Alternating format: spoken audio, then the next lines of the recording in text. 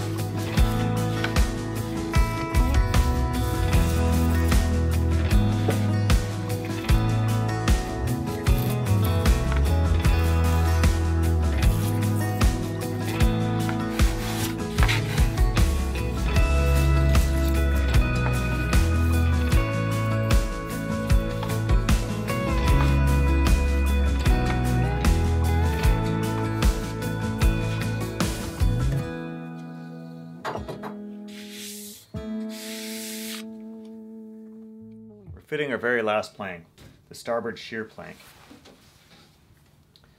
Now, the method I've chosen throughout this project is to spile for my planks and then cut them to the finished size. And I should point out that this is not really the best method to use. It's a method I chose to use because I felt like it was going to gain me a certain amount of efficiency in terms of getting this boat built quickly. But it does force you to make some certain compromises. As I've said before, you cannot cheat Lapstrake. And so the compromises I have to make are the planks can only lay down on these forms a certain way.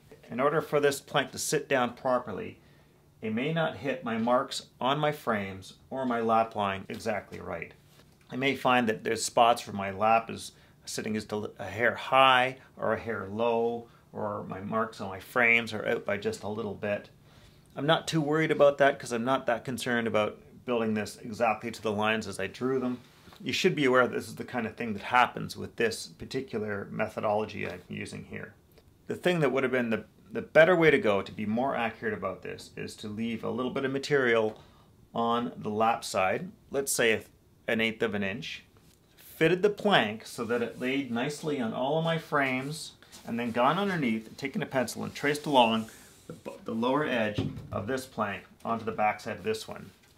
Taken this off and then basically added my lap width, which is 3/4 of an inch, onto that line, and then recut the edge of that plank. That way it would have jived up with this plank perfectly. It's important that you hit your marks on your frames or your molds. On a round bottom boat, you can go over those marks easily enough and then trim your plank down to touch them. On a flat-sided boat like this, I can't go over my marks because if I do, it changes the attitude of the plank. Once I've spiled to a particular position on these frames, I'm kind of committed to trying to hit those. Now, one of the things I have found though is that when you don't have this plank laying down into this gain, it doesn't sit quite right and it can throw you off. So I've used that other method only to find when I get down to dealing with this, I'm still screwing around trying to get it just right. I guess what I'm saying is neither method is absolutely perfect. There's always some fudging you have to do. The thing is, for some of us boat builders, we don't always have the opportunity to do the same type of work repeatedly within a short time frame. Some people do and some people don't. For me, for my customer base, everything keeps changing all the time. I'm doing this today. Tomorrow I could be farting around with some cabinetry. I could be restoring a canoe. I could be building a kayak. I work in a lot of different disciplines, and so the downside to that is it's very hard for me to find the most optimum way to do any one thing perfectly every time. So what I have learned to do is to choose a path and then deal with the repercussions of taking that path. This is looking pretty good right here. I'm going to take you around to the back side of the boat where this plank isn't sitting quite right, and I'll show you what's going on down there. And I'll show you how I'm going to address it. Okay, back here, I got the plank laying nicely all the way across here, but when I drop it into my gain back here, this plank is just bouncing off of this frame a little bit. So to fix it, I need to rotate the plank up just a hair. If I do that, it comes up solid. But that means over here at my gain, I've got to lose about 1/16 of an inch at the transom. Now this isn't a big deal, and this is one of the things we do to fit gains. But my choices are raising the gain in the transom or dropping the edge of my plank down a little bit, which I'll probably do that. I'll probably just shave down the edge of the plank a bit.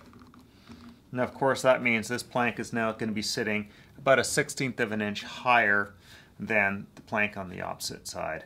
Not a huge deal, but what I can do is once the boat's overturned, I can work on shaving down that plank by 1/16 of an inch, fairing it out over the length of the boat until it looks good. So this plank is pretty much ready to install. Now there's one more thing I decided I was ready to do. I didn't do it on the other side because I wasn't thinking ahead, but I have thought about it on this side. Okay, so here's what I realized. When you're planking like this onto a sawn frame, your planks are only making contact right here at a single point. They're making contact on the lap here, which is fine, but over here we're just on a single point. Now there's nothing we can really do about that as we are working forward, but I'm at the shear plank now, and what I need a good solid landing here for any number of reasons. One of them is either I need a guard on the outside of the boat, or I need something else to sort of cap off this edge. And I really don't want just this one little tiny point of contact to be the thing that the boat relies on. So what I decided to do is I've made up some wedges, and I just need to fit these, and I'm going to glue these wedges. They're going to be a little short of the plank, will be about 2.5 or 3 inches long, and I'm going to shape them down so they fit they have the right bevel, and they're just going to provide some solid landing behind the plank up here at the shear line. Now on the other side, of course, the plank's already on, so I'm going to have to fit those wedges and slip them in behind the plank. Not a huge deal, but I wish I'd thought about that earlier. If you're building this boat with just temporary molds, you don't have to worry about that sort of thing, because when you fit your frames, you can always do what we call joggle the frames down so that they touch the surface of the planks as you go, if you choose to do that. Okay, I've glued in place some little wedges and faired them off, and it should be pointed out that you should always fill any screw holes that aren't going to get filled with a fastener. So I make these little wooden bungs and fill every screw hole that is otherwise vacant. And I make these little trunnels here basically that are just a quick and dirty way of filling screw holes. I make big blocks of them. These ones aren't very neat looking because I tried to make them so small, but anyway, they do the job. We don't have to be neat about this. Just break them off, and I'll take a chisel and just clean off that surface. Okay, it's time to fasten. So we've got this plank set up on the boat. Got it clamped in place, buttons are in place. It's fitting nicely all the way down towards the ends. Now right down here, what we call the hood ends, it's of course not quite sprung into place yet because we have to get some fasteners in there to do that properly. Now we have a unique situation here because this is a traditional build and we're using sawn frames. We can get away with only fastening at the frames for now. We are going to be putting clench nails in between, but it's a little difficult working on your hands and knees trying to clench nails onto the inside where you can't see very well. If we were building a boat with steam frames, we usually don't have any choice. We've only got molds sitting in here that the planks are sitting on, with frames coming in later on. And so usually all we can do is fasten plank to plank until we got the boat built, and then we take it off the mold, and then we install some frames. We're doing it the opposite. We got the frames in place already, so we can fasten at the frames. We can leave fastening the plank to plank till afterwards, till this boat is off the mold, so to speak, or in this case, really just off the strongback. So I'm just going to be putting a single ring nail, or some people call them annular nails. And old-time shipwrights would call them an anchor fast nail. The old ones used to have a little anchor stamped on the head. So anyway, I'm ready to start fastening, and because this has been a little bit tweaky, I don't want to start hammering on this thing. My fear is that every time I hammer it, something's going to pop loose and shift. So what I'm going to do is I'm just going to very carefully drill some holes, just drop some finishing nails into those holes, just to sort of pin it in place, if you will. I'll come back and pull out those nails and put a proper fastening in.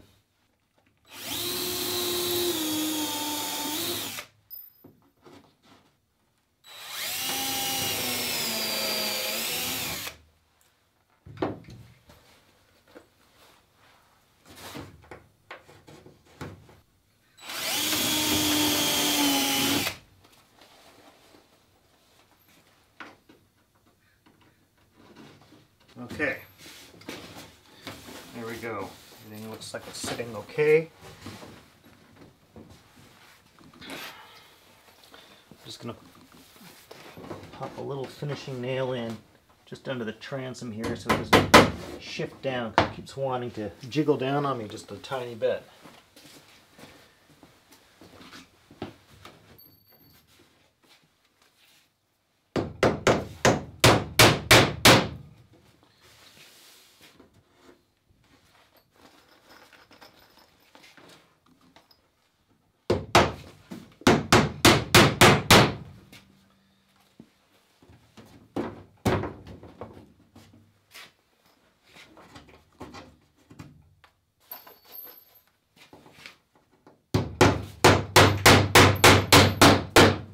always got to work from the center out, because as you do this, you wouldn't want to lock up the ends only to find you've created a little bit of slack here in the middle, which can't close up because you've locked it in. We always work from the center out.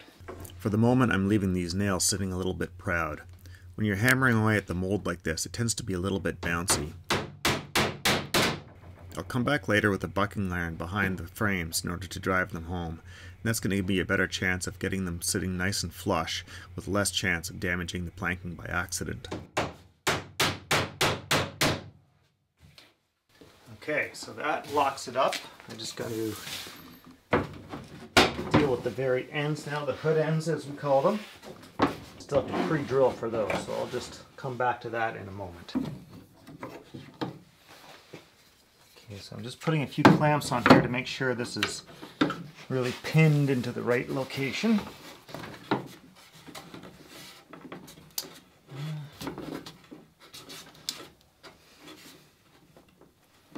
See, my plank wants to sit just a little bit low, and there's nothing I can do about that now, which is frustrating, because I was all through that process it wanted to sit high up until this last moment, of course. So we're just going to have to fill that little gap. Most annoying. Now I've got this drill bit flagged off, because if I don't, I'll blow through the face of the transom.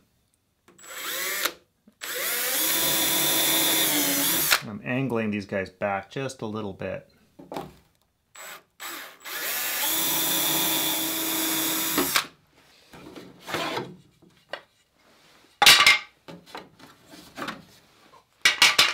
Okay, I'm using a thin bead of elastomeric sealant.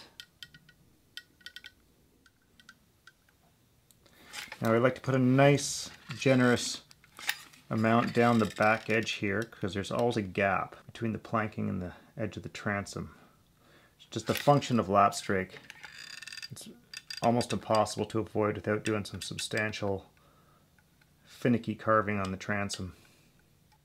And this stuff is only mildly adhesive. And because my gap here is a little more than I would like it to, I'm going to squeeze some into the actual lap line. I don't love doing that, but I'm going to do it. Okay, there we go.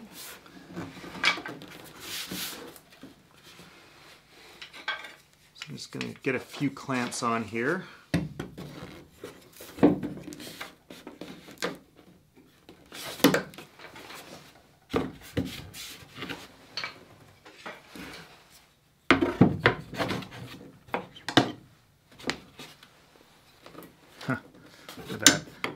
A moment ago it would not sit right, and now it does. So fickle. Things can be very fickle sometimes. Okay, so I have some nails that have been chopped down a little bit short so they can't break through the transom face. Whoops.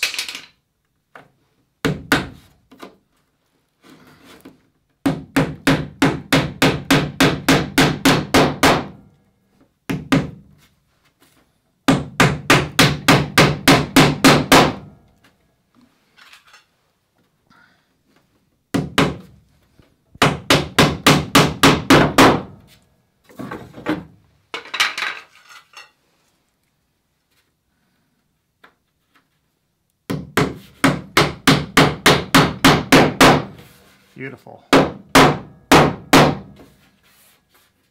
I'll come back in a bit with a punch and just settle those down just a little bit better. All right, that looks good. So I'm going to now fasten at the bow now, and then we'll set the rest of those nails.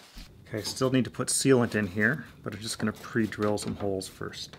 We want to land one right in the middle of our gain.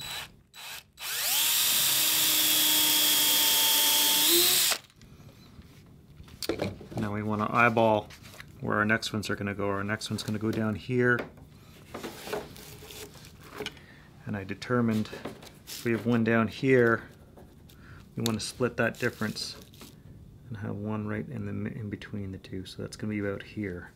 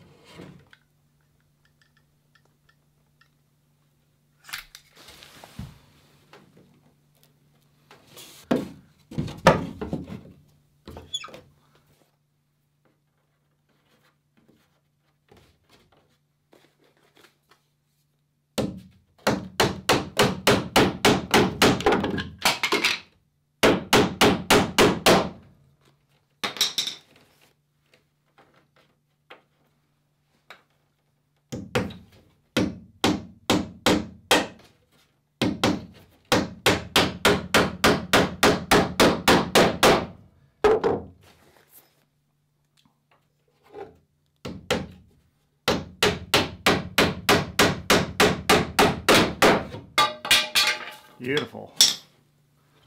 So my clamps fall off from the jiggling.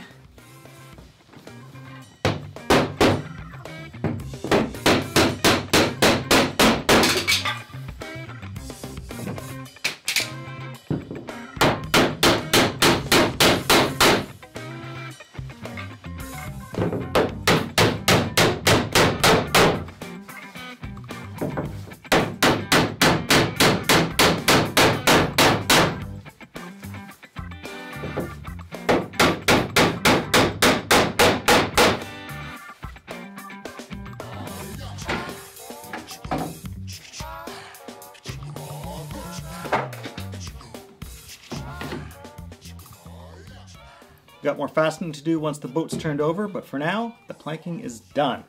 And that is what we call the whiskey plank, and it's almost cause for celebration. Now, I am as anxious to flip this boat over as you are, but we're just going to hold off a little bit because there's a couple more jobs that we need to do while it's still on the strong back. So, until next time, thank you for watching. Don't forget to subscribe, and I will see you later.